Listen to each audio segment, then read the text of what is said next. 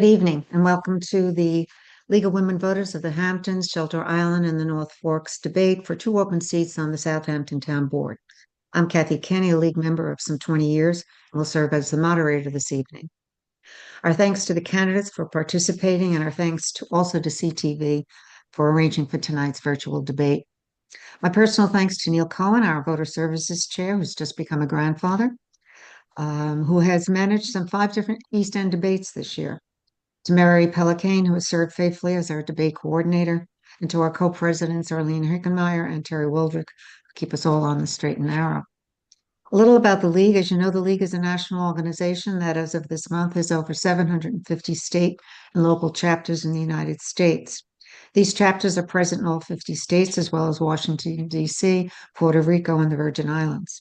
It is a trusted, nonpartisan political organization that never endorses any candidate or party, but is directly involved in providing our communities with voter and other educational information related to important issues of the day. We are joined this evening by 3 candidates running for 2 open seats on the Southampton Town Board. In alphabetical order, they are Rick Martell, Cindy McNamara, and Tom Neely. By way of information, there are 2 other candidates on the ballot running on the Working Families line, but neither candidate responded to the League's invitation. The questions for this evening's debate were provided by the League and as well as community members. Format for tonight's debate is as follows. Each candidate will have 2 minutes for an opening statement and 1 minute for a closing statement. The order of the questions will follow alphabetically, then rotate for each succeeding question. Each candidate will be asked the same question. Candidates will have 1.5 minutes, 90 seconds to reply to a question. Each candidate is entitled to raise 3 one-minute rebuttals to an opponent's statement throughout the debate. Our timekeeper, Mary O'Brien, will keep you advised of your time limits. If for some reason I lose my link, we have another person, Ellen Goldstein, that'll step in, but let's hope for the best. So, beginning alphabetically for opening statements, I'll ask Rick, then Cindy, and then Tom. So good evening, everyone. My name is Councilman Rick Martell. I want to welcome you to the debate. I want to thank the League of Women Voters for having this tonight. Also want to thank my fellow candidates for coming on. It's very important that we get to know our local candidates, so I appreciate everybody being on the Zoom tonight. Again, my name is Rick Martell. I'm a 50-year resident of Hampton Bays, businessman. I'm an owner of Skidmore Sports and Styles in Hampton Bays. I've been walking through the door for over 50 years there. When I started the job in high school, bought in the mid 80s, and I've been the sole owner since past the year 2000. Having a shop on Main Street has enabled me to really commit to my community. I've been a 45-year Kiwanian.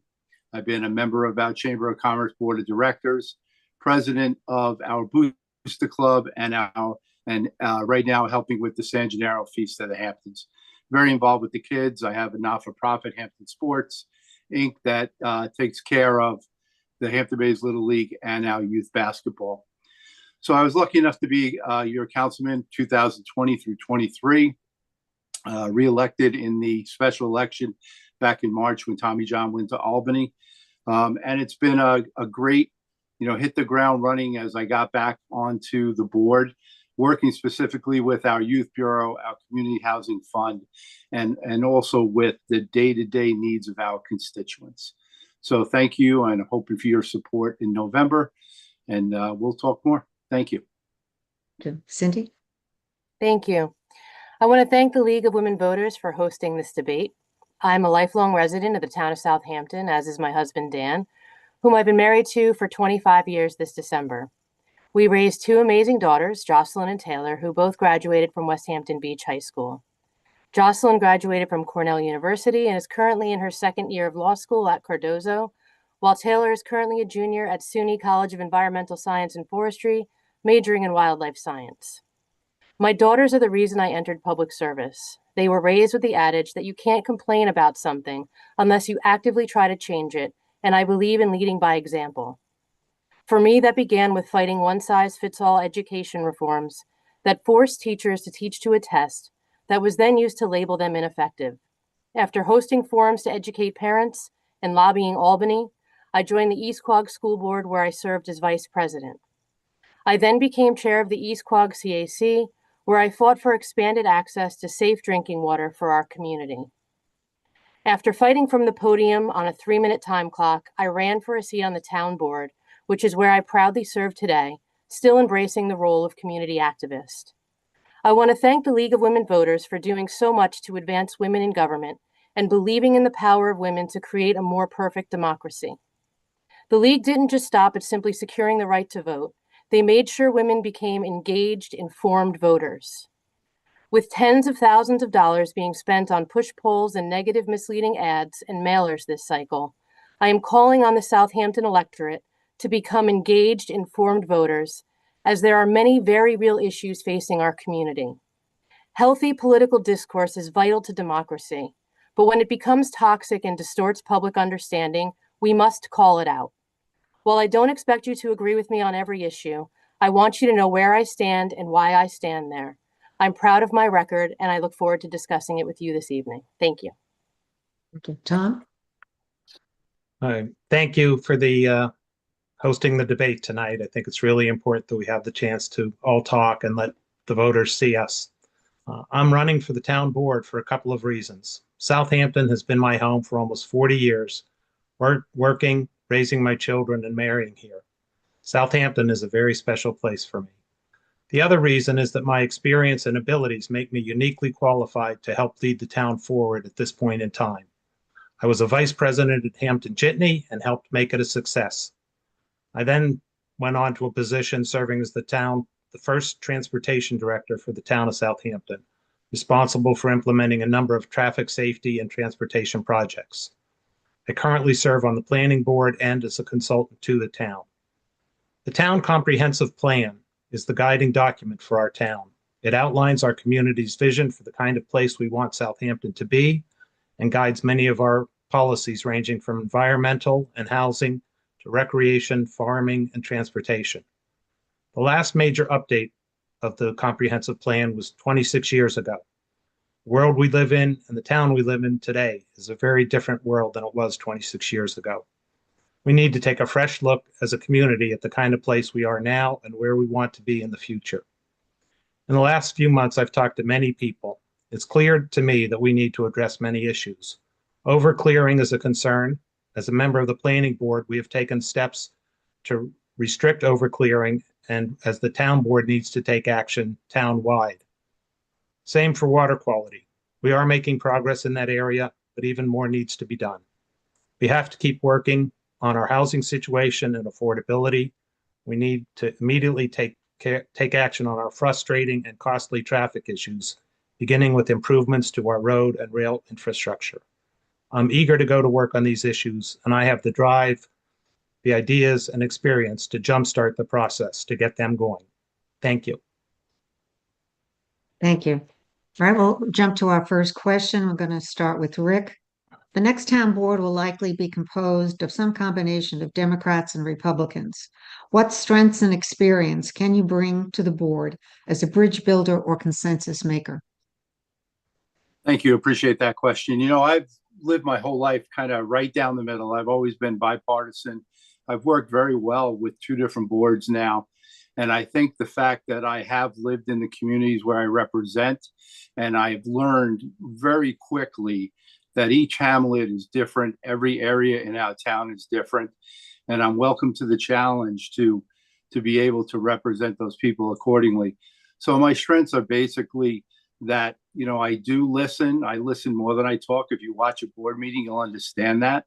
The ideas are there, the notes are there, and I work really hard to make sure that the information that I, in the end, give out is accurate and the people can count on everything that I say at a meeting. You know, it's not a matter of just speaking to hear myself speak or to make sure I'm on camera. I make sure that what I say is important to my community. Thank you. Cindy? Thank you. I have been in the minority my entire time on the town board, sometimes as the only Republican on the town board. I know the value of working across the aisle. And in all honesty, it's really not working across the aisle in town government. It's more working with your neighbors to fix community issues. I recently said at a town board meeting that we are very lucky on the town board to be able to leave the noise of national politics at the door and focus on community issues. I value my time spent on the board. I do routinely engage in very active debate. Sometimes as a woman, when you actively debate, you're, called a word that doesn't always fit, but I take that and I take the stripes, but I will always fight for what I believe is right. I will always engage in very vigorous debate when I believe in an issue or I believe an issue needs more public discourse. We are big in our town board of making sure that we are open and transparent, and I think the community appreciates that and values our discussions. Even though, like I said, you don't always agree with me, I'm going to tell you why I'm there, and then hopefully we can form a consensus. And this town board has been really great at doing that. So, I think Rick and I have done a great job this election cycle of focusing on local issues and local politics. So thank you. Tom, do you want the question Well, repeated? yeah, please. Okay. The next town board will likely be composed of some combination of Democrats and Republicans. What strength and experience can you bring to the board as a bridge builder or a consensus maker? Well, I will start by saying that I'm one of 8 children. So I learned very early in my life to get along with people. That's how it worked in our house. And I've taken that with me throughout my life. And working with others is not a problem with me. I think that's very important to do that in my professional career here at the town. And I've been involved with the town since being appointed to the Comprehensive Plan Committee by Fred Thiel when he was the town supervisor. So both as a volunteer and as a staff person and now on the planning board, I've worked well with everybody. Worked for a number of different supervisors, a number of other town board members over the years. I learned to work with everyone. And I think probably up until I, decided to run for office, I'm not sure anybody would have ever known what party I was with. You leave the politics at the door when it's time to walk into town hall. And I have done that throughout my life. And I'm a bridge builder. I'm a problem solver. And working with other people is a big part of that. Thank you. The next question is going to start with Cindy, then Tom, and then Rick. The board has begun updating its comprehensive plan for the first time since 1999. The plan will be a roadmap for the development of the town for years to come. What do you believe is the single most important element that needs to be included in the plan? In all honesty, I think the most important aspect of the plan will be incorporating all of the updated studies that we have done since the plan was enacted. The plan itself is very, very overreaching. It's a huge plan from like a 30,000 stand foot.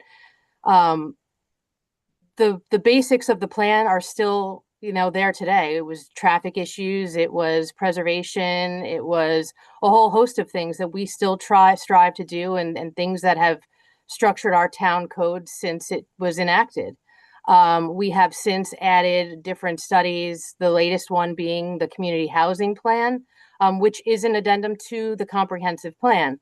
So it will really be, looking at those studies, and it was kind of eye-opening when Janice Shera came to a work session and actually brought up the old comp plan, and we started reading it, and it really is, they did a very good job when they did it. Even though it's old, it's still very relevant, and it's still, it still guides our zoning and our ideas today. So my whole, belief is that the biggest impact will be taking all of those studies that we have. There are many of them, and making sure that they are incorporated in a meaningful way.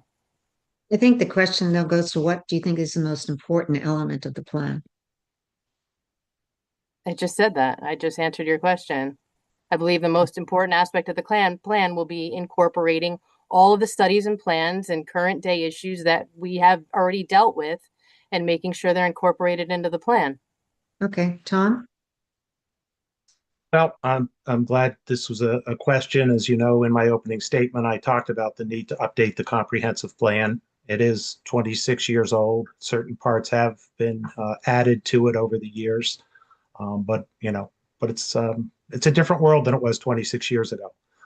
As far as the most important part, when you look at the comprehensive plan, it's really a guide for land use decisions. There's a lot of information in there with regard to historic resources, farming and fishing and recreation, environmental issues.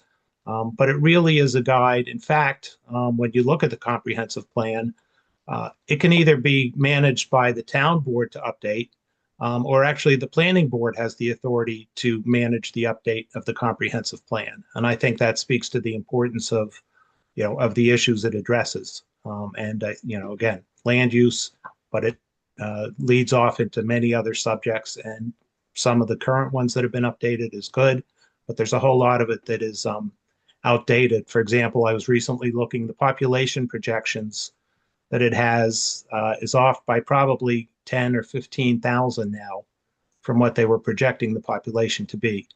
Obviously, that's had repercussions on our traffic decisions, on our transportation decisions, our land use decisions. So I think the land use element is really the lead for the comprehensive plan.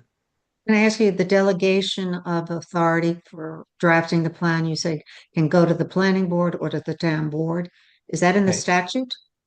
It's in the introduction to the comprehensive plan. I believe it was referenced by a statute that allows that. Okay, thank you. Rick? So if we're looking for one thing in the comprehensive plan that we will need to adjust since 1999, the biggest problem we have nowadays is a lack of affordable housing and workforce housing. We have a community housing fund, which we did not have in 1999. We do have to incorporate that into the comprehensive plan in such a way that we make sure that we are in line with the characteristics of the different hamlets and villages in which we legislate over. We need to make sure that the burden is spread out amongst all the hamlets. We need to make sure that it's also in cohesion with our traffic patterns and our school districts. So to make sure that we don't overload any single area of the town. And I think as far as who should oversee it, it should certainly be the town board. We're the legislative authority in the town, and I think we have the best ability to take care and update the comprehensive plan. Okay, the next question is Tom, then Rick, then Cindy. Affordable housing for young families, workers, and seniors, this kind of follows on what you just said, Thank you. is needed Right. in Southampton town. How should the town use the community housing fund to address this issue?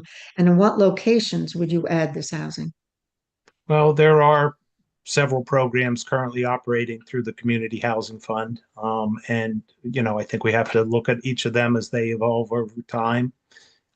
The size, how we allocate it is a critical issue. We certainly need more affordable housing east of the canal, because one of the core elements of this is helping to reduce traffic long term. So we certainly need more affordable housing east of the canal. Along with that, you have to make maybe some infrastructure improvements that are going to have to be taken into account for some of these projects. And I think that's where the overlook, the bigger view of how you integrate community housing and those programs with some of the other needs that we're going to have for infrastructure is important to do. Okay. Tom? I'm sorry, not sorry, Rick. I got it. Okay, so right now, the Community Housing Fund, I happen to be liaison to Carabac on the fund, and we have 265 housing units spread out around the whole town of Southampton. No two programs are exactly alike. We have affordable, we have down payment assistance, we have assistance with finding apartments, we have lotteries for homes. We are doing apartments, we are purchasing land to help developers do affordable and workforce housing. So the asset we have is that there is no exact one plan for any project for the Community Housing Fund, but that we certainly have a tremendous need. And the need, of course, is there on the east side of the canal, just for the traffic woes that we have, but it's also centrally located to both our town hall, which is always having trouble finding people to work for us, as well as the hospital and the bigger school districts. So, I mean, I think the Community Housing Fund does an excellent job, and we will find, look, we need to protect what we have, but we do need to move forward. So we absolutely have to pay attention to the units for our young people as well as our elderly. Thank you. Cindy? Thank you. Affordable housing is a very difficult discussion that we are having. We have been very proactive in this discussion. As I said, we have adopted the community housing plan, which is part of our comprehensive plan. And I actually am introducing legislation at our next town board meeting, which will establish a mechanism for a community housing fund overlay district, which will allow us for projects that we are utilizing community housing fund money for that need increased density. We're not talking huge, it's very scaled. The lot size is controlled, density is controlled. This is smaller projects. I don't know if you're familiar with like Curtis Highsmith from the Southampton Housing Authority is proposing a senior housing development at the old Easterner Hotel property. These are projects that have community support. And we wouldn't be giving them community housing funds if we didn't think they had community support and or we weren't supportive of the zoning that they need changed. But rather than have them, have these projects that have community support that we are putting funding behind, go through a long, arduous process, this will streamline the process and get them through so that these projects can come to fruition faster. Thank you. Next question, first is to Rick, then Cindy, and then Tom. Citizen advisory committees were established to provide input from communities, critical component of ensuring that local government works to benefit residents. How would you increase the input of these groups in town decisions? So one of the pleasures you have as a liaison, and we cover many areas, we don't just cover the area where we live, is the ability to go to the CAC meetings and also the civic meetings. The feedback that we get from the community is tremendous. Every person comes with a different idea or a different perspective. So I would absolutely want to encourage them to become bigger groups, first off. And second of all, we have talked about having East and West or a town-wide CAC conference where we might be able to get everybody on the same page, because people need to realize that some of the things that we have issues with are similar and some are very different. And how we solve them is different depending on east or west of the canal and your traffic situations, your housing situations. So it'd be important to me to get more people in the same room, and the CACs can, really have an opportunity to spread their wings and talk about things that they're both suffering from. Thank you. Cindy? Thank you. As a former chair of the East Quogue CAC, I'm kind of pretty versed on this because there was times when we were trying to get more members to join. I spoke at our last town board work session, and I have been reaching out to chairs of different CACs to ask their feeling on potentially reducing the number of meetings they hold. I think something holding us back from having more robust groups and better discussions is that we have sporadic attendance, because meeting monthly is sometimes a really hard thing for people to commit to. I have asked them about reducing the meetings to quarterly. I feel like this would give us better advantage to getting people to join the CACs, because it's not a monthly commitment, then it's 4 meetings a year, which I think most people can agree to set aside time for. But it also gives us time legislatively to deal with some of their concerns. When we're meeting on a month-to-month basis, sometimes they get frustrated because they don't see immediate changes, and legislatively that's hard to do on a 30-day time scale. So I think meeting quarterly would give them more robust meetings and have more people join, because of the commitment it'd be less. So that's something that I think we're going to look into. Good. Tom? Well, CACs are an important component of civic town government engagement. And I believe they were established as part of the 99 comp plan when Fred Thiel was the town supervisor. They serve a couple of purposes. It's an outlet for the town to relay information. And I think relaying information to our citizens is something that we have to continue to get better at. And in reverse, it's those folks being a sounding board, because they are advisory to the town board. They're a sounding board to come back to the town to relay what the feelings of the people in their hamlets or village, whatever it may be, are feeling. So it's a dual purpose, both directions. When I was working for the town, I met with the CACs regularly, and I think it's an important component. I'm not sure I agree with 4 times a year, but that's certainly something that could be discussed with the individual groups. because finding volunteers is always a challenge. There's demand on people's time. But I think it's really important to have that two-way communication between the town board, and those residents so they can go out and talk to people in their neighborhood to tell them what the town is doing. Do you think there's any way to increase their input into this process? That's a question for me, right? Yeah, well, it's part of Yes. this question, so I was trying to Okay. zero in on it. Is there a way to increase their input? That really depends, I think, on the CACs and whoever the liaison is.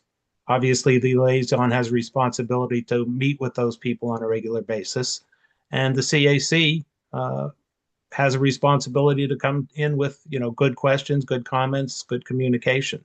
So I do think there's an opportunity.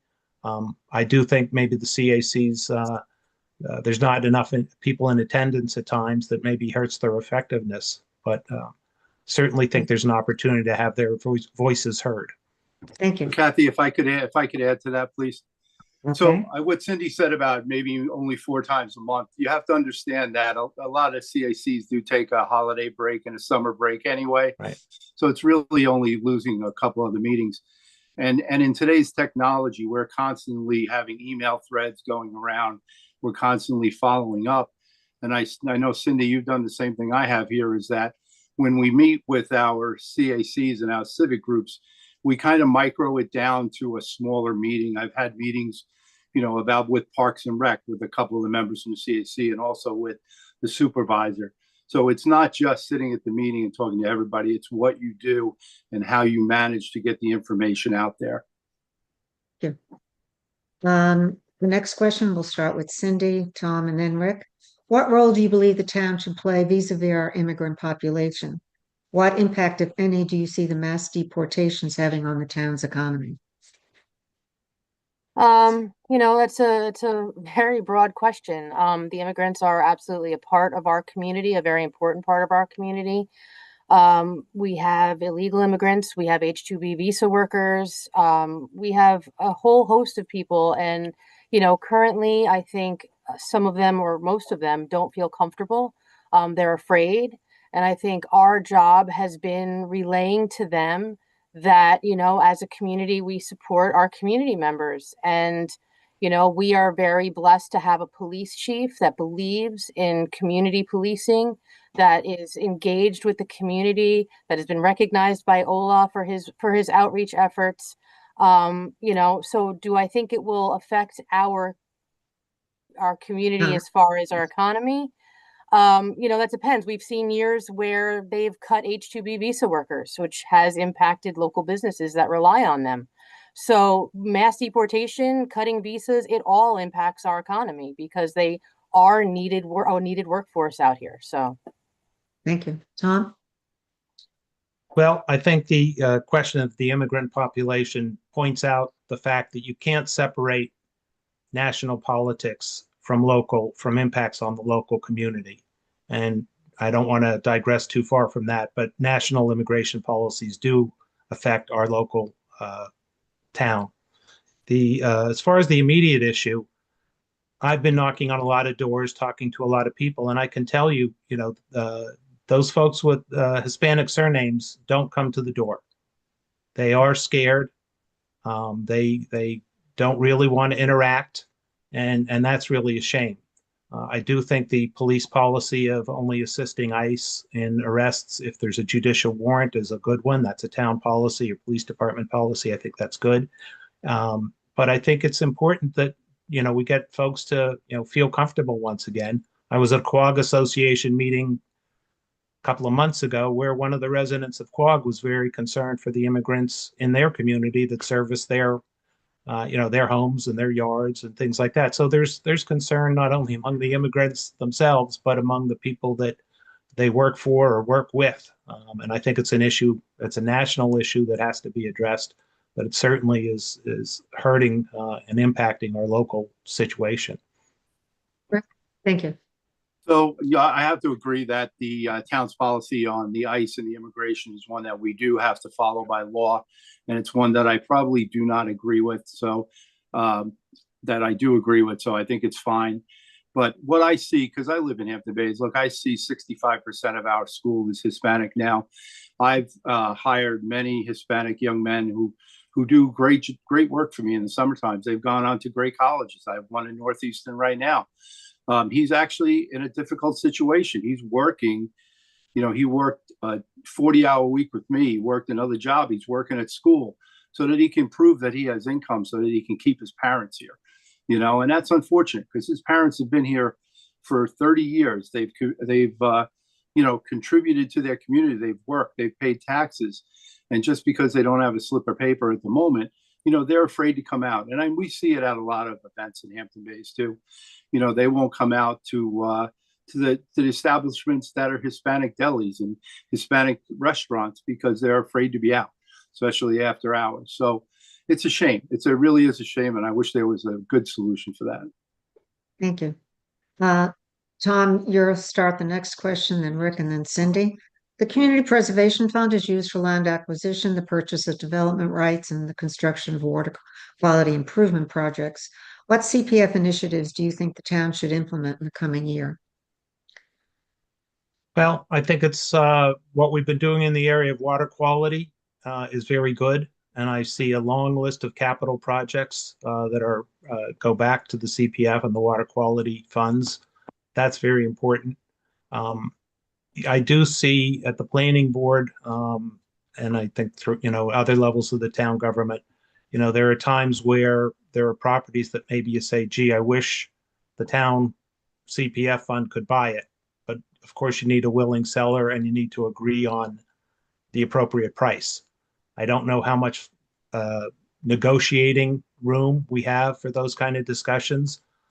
But again, we've seen some developments that where they say, they weren't able to agree on a price with CPF, so instead they're developing the property. I'd like to see a way that we would have more flexibility to perhaps, especially, in this real estate environment, prices are going up, up, up. So I think maybe we need to try to find some way to have a little more flexibility on purchasing properties that, we may really deem, critical for our community. Thank you. Rick? So I don't know. I don't think Fred Thiel ever imagined when he put this legislation through how successful the Community Housing Fund would actually be. The amount of money raised is astronomical. And because of that, we've been able to benefit with more open space than we had ever imagined. We've also been able to add the water quality monies that we now take 20% to go to water quality projects and to make sure that our drinking water is good, that we're changing over our old septic systems to IA systems. It's going as well as anybody has ever expected, if not beyond. Improvements for me would be that we somehow get Albany to pass legislation that we could take care of our parks. We build the parks, we then give them over to Parks and Rec to take care of, and the taxpayers to support. So I would have more money for parks, and I would absolutely look for more money for historic structures to make sure that these structures that we buy and we preserve the property and they sit for years and don't get improved. I think it's a shame that we're not taking care of our historical assets. Thank you. The next question, we'll start with Rick again. Oh, I'm Mhm. sorry. I checked off your time, sis. I do that all the time. I'm sorry. That's okay. Cindy. Thank you. I have been very proactive regarding farmland. It was actually, we saw when the former administration was in office, a lot less farmland being brought to the town board for preservation because historically farmers felt like their land was being undervalued. We have since made strides in making sure that farmers get the value out of their land. And we are also looking to purchase enhanced rights so that these farms stay in food production and don't become, tree nurseries and other uses that we might not otherwise want. I have been very proactive in trying to make sure that the fee title for these properties stays in the hands of the farmers. I don't think the town should be in the business of owning farmland. I think it should stay with the farmers and be passed down for generations as it has been, but we need to be able to allow the farmers to get the value out of that land. As far as historic structures, I agree with Councilman Martell. I actually just asked our town historian to come up with a top 10 wish list for properties that she felt were really important to the historic character of the town, and that we actively pursue those and pursue getting, enhanced easement, facade easements on those properties so that they stay for future generations. We do have that tool, and I don't believe it's being utilized to its full potential. And I also asked for, when we were talking about Parks and Rec, Councilwoman Martell was also correct in that, is we definitely need more money for upkeep. Yeah. Now it's Rick's turn. Cindy and Tom, what initiatives would you propose to make the town more environmentally responsible? What moves to green energy would you support? So we have already, my biggest pet peeve on the environmental side is our water quality and our drinking water.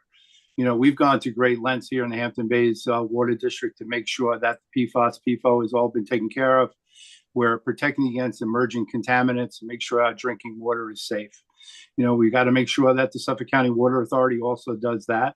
But at the same time, we got to make sure that what goes into the ground, into our aquifer, stays pure. So we need to make sure that we take care of the sewage treatment that we have, the sewage treatment plants that we're working on for individual hamlets and villages. We need to make sure that the IA systems, we've increased the territory where you could actually qualify to get an IA system to take your old cesspools out of the ground and replace them with a more ecologically functional, unit, so that we're not polluting our waters. And that would be my biggest initiative, to make sure that we take care of our drinking water. Thank you. Cindy, Your question was about green energy?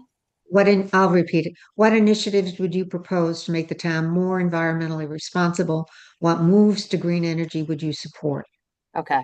As far as green energy goes, we have community solar on the landfill in North Sea, the former landfill, which I think was a great project. It brought a lot of rate cuts to some people.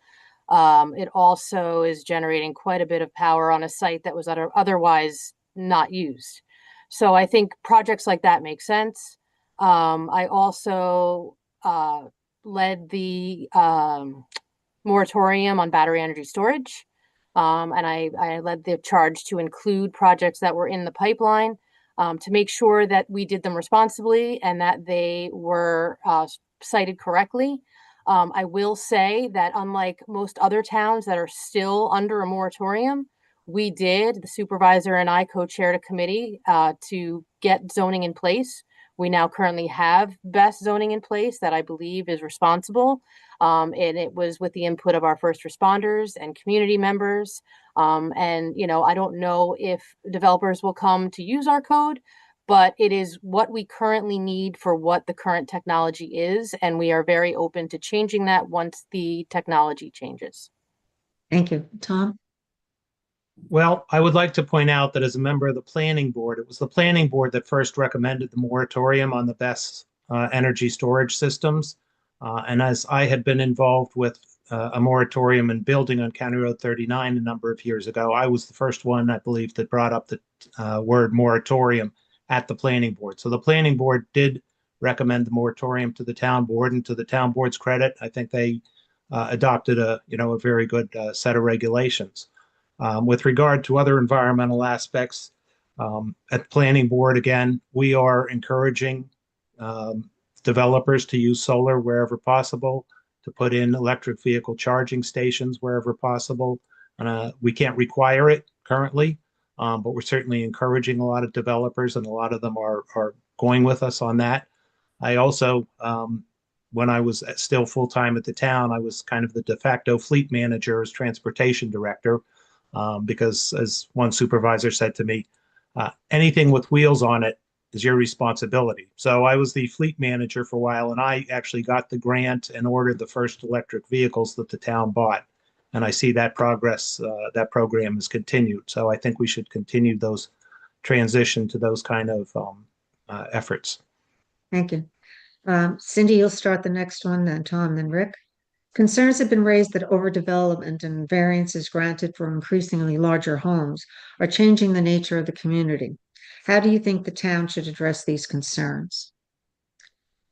It's something that we have to look at. We do have a zoning board of appeals, which the town board does not involve itself with. They are a quasi judicial board. The only reason we are permitted to have zoning in the town of Southampton is because we have a zoning board of appeals. So whether or not to say that they are granting, I know there's been some, pushback from people saying that they grant everything that comes before them. They don't. I do believe that I have seen them move towards being more restrictive on things. And as boards change, the outlook changes, the way they process things change. Some things, they don't feel they're comfortable with, other things they are. I know East Hampton did limit the size of construction. That's something that we would have to discuss as a board, and I'd be open to having that discussion and having the public come in and have that discussion with us. I don't know if we're there quite yet, but I definitely would be open to having the discussion, and seeing where it leads. Thank you. The town board appoints the planning board, is The that right? planning board and the zoning board of appeals, And yes. all right, thank you. Tom? Well, there was an article, I don't know if it was today or the other day, there was an article in Newsday about what East Hampton is doing with regard to controlling building size. And I think that is something the Southampton should, take a look at. The ZBA is appointed by the town board, as is the planning board. They're both regulated or guided by state regulations. As a planning board member, one of the things I've begun to do is actually go out with one of our senior planners to meet with civic groups and CACs to explain how the planning board works and what they can do and what they can't do. And I think that's the same with the ZBA. I think that should also be done with the ZBA so that people kind of understand what the limits are with regard to rulings that they can make. Again, with like Cindy, I think that, I think I've seen them tighten things up a little bit over the last couple of years. But again, it's a matter of regulation as to what they can do. And I have seen go back and forth between the planning board, the zoning board, kind of sometimes almost playing a little game. And I think we need to review our processes and see if there's a way we can perhaps better manage how those projects go back and forth between the two, and sometimes even get back to the town board. I think we should look for ways to possibly improve that coordination. Thank you. Rick? Yes, I'm watching the East Hampton legislation really carefully. I want to see exactly what their pushback is going to be. I agree that we need to maybe limit the size of the homes, but also limit the amount of acreage that they can clear, the percentage of property that they can actually put a home on. And one of the little known aspects that's happening right now is the amount of building. These basements, so-called basements, are a third floor underneath ground level. The size of these homes that you see are, just the reflection of what's underground. Separate kitchens, living quarters, basements that have every amenity you and I would want in our house that are in the basement. The building aspect of it is tremendous. So yeah, I think we need to look at limiting the size of the homes, the amount of property that's cleared in relation to the acreage that they have, and also what size that house could actually fit on certain properties, and ask that both the planning board and ZBA work with us to make sure that we don't give too many exceptions. Thank you. This will be our last question. How can the town government, I'm sorry. Are there any other issues that we have not discussed that you think are important to the town, and how would you address those issues? So this will start with Tom. Well, I don't believe we've actually talked about traffic. That was another question we didn't have time for. Okay, well, I'm going to make time for it. Okay, good. That's in my wheelhouse. Okay. We do have, a lot of other issues and concerns throughout the town that we've talked about, but traffic is certainly one that is, both costly and aggravating, to a whole lot of people. And I don't think there's anybody on this Zoom call tonight or watching, that isn't impacted by it. We do need to make changes. I see perhaps different tiered program working with the state and the county on their highways to get improvements made that we can get traffic back on the main highways. As you probably know, their state is looking at roundabouts in Watermill early in the process, but they're looking at them. Those flow traffic better. So I see a combination of improvements, not large scale, and I know the county is talking about large scale improvements, but I see a combination of smaller scale improvements, water roundabouts in place of traffic signals, increase the train service. We're currently taking hundreds of cars off the road every single day with the South Fork commuter connection, making people's commute a lot easier and also saving people money. If you take the South Fork commuter connection as opposed to driving every day, you can save yourself somewhere in the range of about $100 or $200 a month, the cost of the train pass versus the cost of driving every day. So I think traffic is one of those issues that we didn't talk about, but I'm ready to get all over. Okay. Cynthia? I'll stick with traffic because it is an important issue and it's one that definitely, needs attention. I'll start by thanking our current highway superintendent, Charlie McCardle. He took office and he took this by the horns and he has implemented things. Some have worked, some haven't. But I think that people are receptive and thankful that he is actively trying things. We do a lot of studies and sometimes the studies say things and Charlie's just, out there trying it out and seeing what works and adjusting on the fly if it doesn't. So I want to thank him for that. The commuter connection is great if you can use it. I do hear from a lot of parents that are unable to use it because of the schedules and also because of the need of, if you have a sick child at school and you need to get, to pick them up, you need access. And right now the train service is just not there and it's not what people need. To be accommodating in times when they need to leave work at different times. I've also heard from a lot of nurses at the hospital that can't use it because, their 12-hour shifts don't facilitate it. We have to work on parking for those extra cars that are going to be, getting off the roads and using the train. They need somewhere to park. Right now, Good Ground Road on days is packed. I mean, there's no parking left and it's impacting the downtown businesses. So, traffic is not an easy situation. I wish somebody, looked at this 16 years ago and was able to foresee where we were headed and, do things proactively. But, that just wasn't the case. So we're dealing with it now and we're trying to come up with new solutions. Thank you. Tom? I have Tom, you had your hand up? my 1 minute rebuttal or whatever. Yes, you have three of them. So Thank you. Thank you. Yes, the one of the reasons I want to get on the town board is so that I'm able to help set priorities, especially in the traffic area. There are plans and studies going back to probably 2010. What we have out on County Road 39 is what was called the interim plan. There was a long-term plan. It never got executed because the town and the county and the state, especially put it on the county, was not able to obtain the funding, and it kind of was let go. The infrastructure improvements that Cindy's talking about certainly would come. There's $262 million in the MTA budget for Long Island Railroad improvements to the South Fork. We need to get that implemented. Associated improvements like parking would certainly go along with that. With regard to the hospital, there was a shuttle bus running late at night. They work a 7 to 7 shift. We had a train that got there early enough in the morning to get them there, but it was getting home at 7 p.m. The hospital sponsored that for a while, but that sponsorship dropped, and I'd like to get back to working with them to get that shuttle bus set up again. Thank you. Rick?